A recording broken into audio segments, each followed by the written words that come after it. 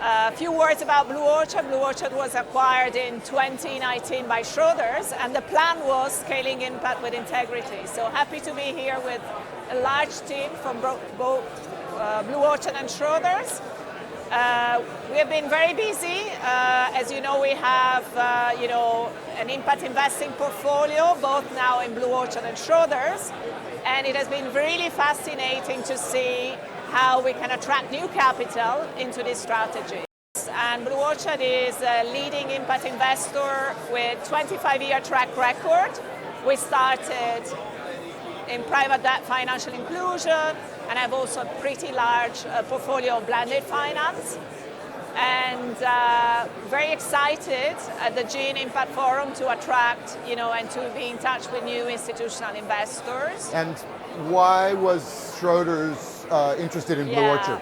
Well, that's really a good question. In 2019, they decided that they want to have an additional offering for their investors in impact. And of course, instead of creating these, internally, they decided to acquire a leading impact investor, and that's where the acquisition was brought in 2019.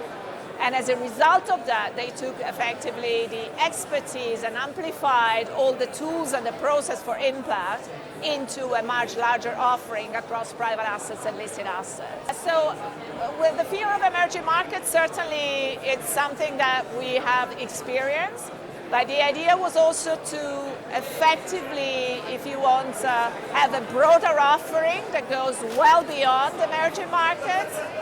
Schroders has investment portfolio in, for example, social housing in the UK, renewable energy, hydrogen. So the idea was to amplify the impact from emerging markets to developed markets and across a range of different themes.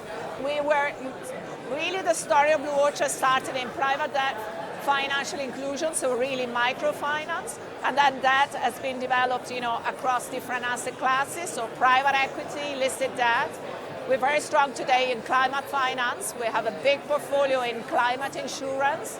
There's been a lot of flows going to climate finance, but mainly in mitigation, and we distinguish ourselves because we have built strategies in climate adaptation in particular. Attracted institutional capital, in particular, thanks to our track record.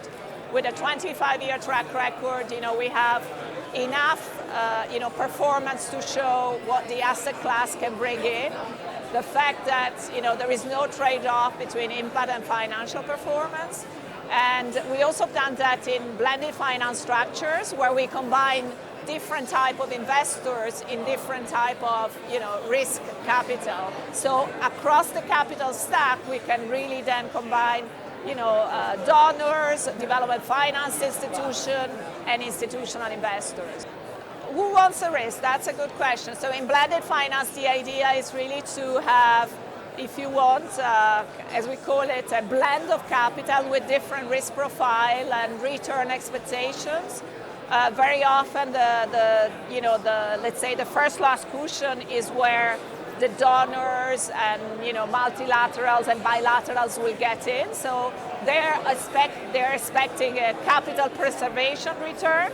Then you will have development finance institution aiming at commercial returns in the mezzanine tranche, and then you will have effectively, potentially family offices and but also institutional investors in your senior tranche, which means that they are, senior to all the others, and also that the public capital really is subordinated and unlocks more commercial capital for impact. So we actually have, almost 5 billion of assets under management in Blue Orchard, and we have 1 billion in blended finance and 4 billion in totally commercial structures. And then now the new strategy, as I understand it, is around sort of insure resilience. So to tell us. So the insure resilience is a fantastic strategy in climate adaptation.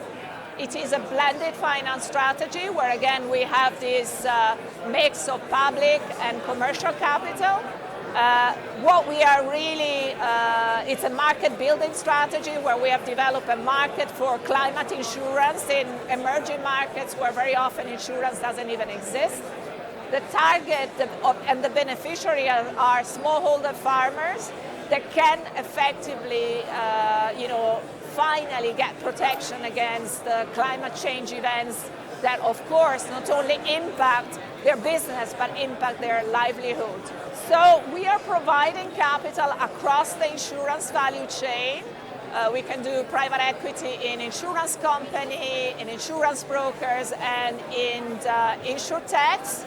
So companies providing data and platforms for parametric insurance. And they then have the possibility to distribute these climate insurance products to, base of the pyramid beneficiary, like, as I said before, smallholder farmers. It seems that providing insurance for climate risk might be itself a risky business given the levels of climate catastrophe. So how do you think about the risk of climate risk? So it's the risk of climate risk is certainly there. It's interesting to see in California that insurance companies are moving away from insuring for climate risk events. And I guess it is even more interesting for us to do this in emerging markets. Why we do it in emerging markets? Because we believe that there is not only a climate risk of your house, but the entire livelihood of these communities is impacted. So the impact that you can have, it's incredible. And so the insurance companies and in the value chain that you finance that have underwritten this and figured out how to protect themselves and reinsure themselves? They have, and they certainly have reinsured themselves.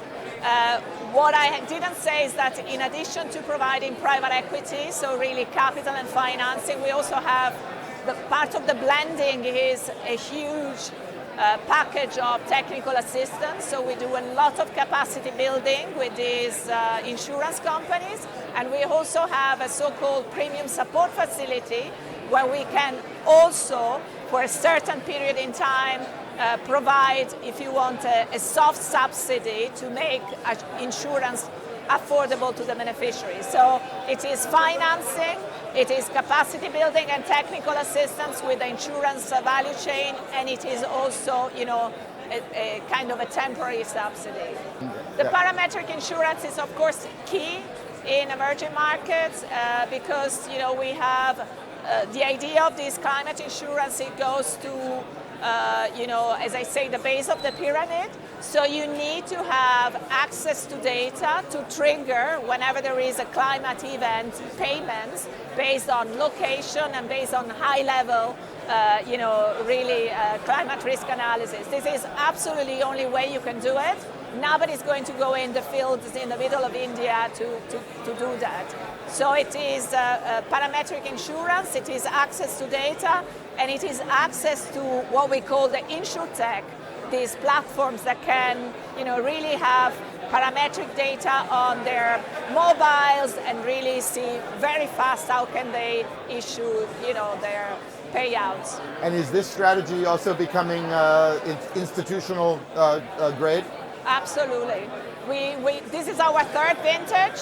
Becoming institutional. This strategy is becoming institutional grade, absolutely. This is our second vintage.